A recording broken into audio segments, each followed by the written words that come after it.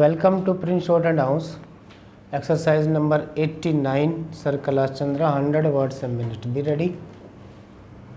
Start. The honorable members who have spoken before said that the small growers get the correct price from the board. This is not so.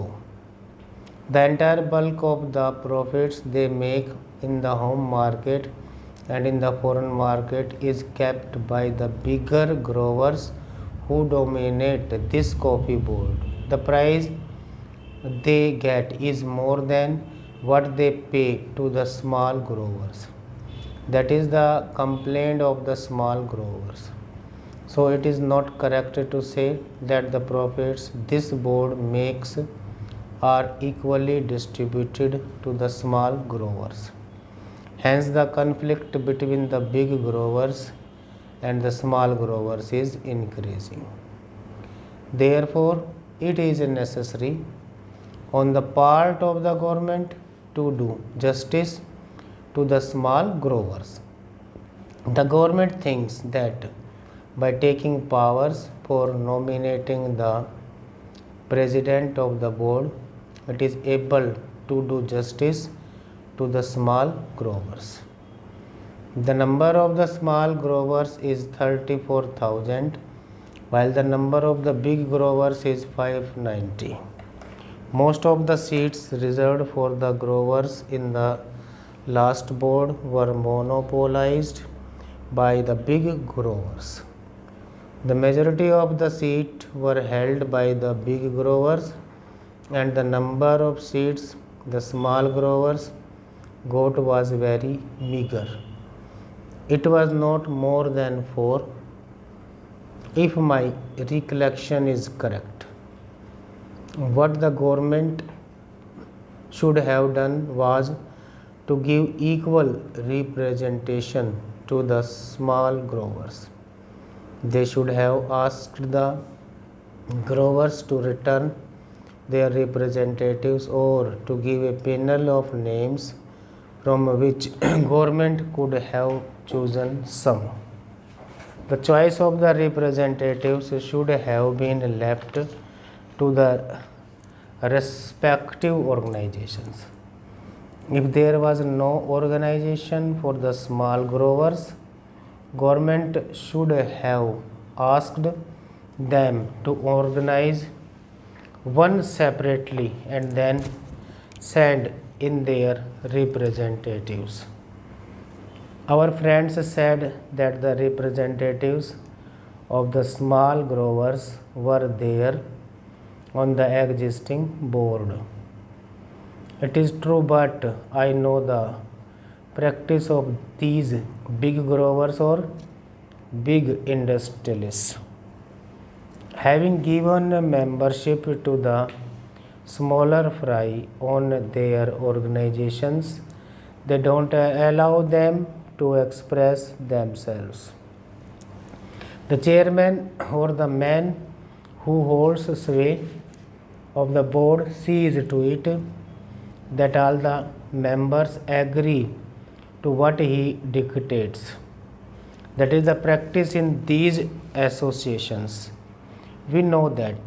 So it is better to have a separate organization for the small growers and ask them to submit their panel of names to represent them on the board. Representation on the board should not be governed by the number of acres owned and the amount of capital invested, but by the number of growers. If this principle is adopted, the bigger growers will not be able to run away with what they want. In this connection, I would also say that instead of nominating the president, the government should do this. The government should ask the respective organizations of the big growers, the small growers, labor and the consumers to send in the names of their representatives and then include members of parliament.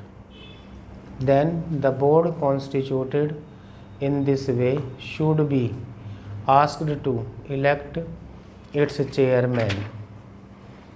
If this procedure is adopted, then the government can see that no big grower is elected to the chairmanship. In that case, only a man who can command a majority in the board will be elected, and that man will see to it that justice is done to all the interests concerned.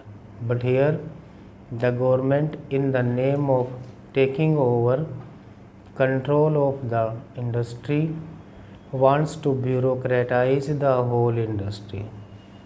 I don't think that by bureaucratizing the board, the government will be able in any way to help the industry to develop or to bring about better working conditions for the labor.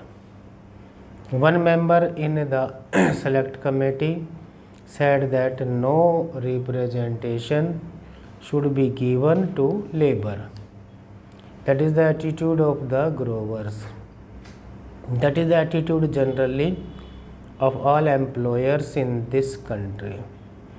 But is it just on their part to deny representation to labor as well as to the consumers? Certainly, the rights of these people should be recognized, but personally, I don't think that by merely giving representation to labor on the board, the government can do justice to labor. It is true that the minister in the select committee, as well as in his reply to the debate in the other house, said that the working conditions of labor were very pitiable and deplorable and should be improved. Sir, there was also a petition sent to the Lok Sabha by the employees of the coffee house recommending to the house that their petition should be considered. The employers deny the rights of the workers, and they say that they have made all efforts to develop the industry in all these 13 years. At whose cost? It is at the cost of the workers by paying them low wages.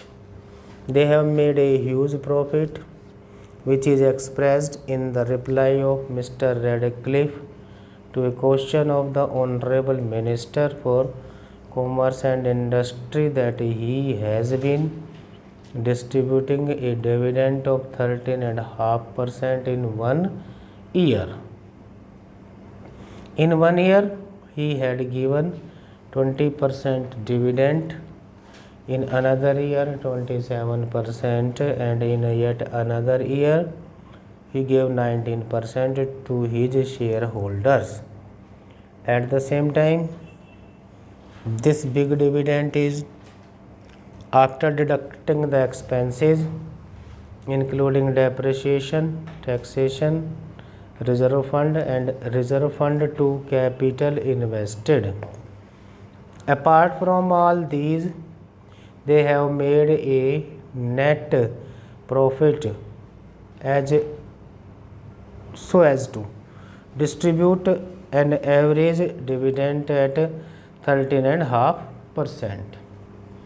Can anybody imagine that such an industry should be allowed to distribute this high dividend at the cost of the poor labor who actually produced this profit? Certainly at the cost of the poor labor and the people, they have got this profit. The coffee houses are getting coffee at the rate of rupees 210 per kilo, at the same time? How do they sell coffee there? Stop.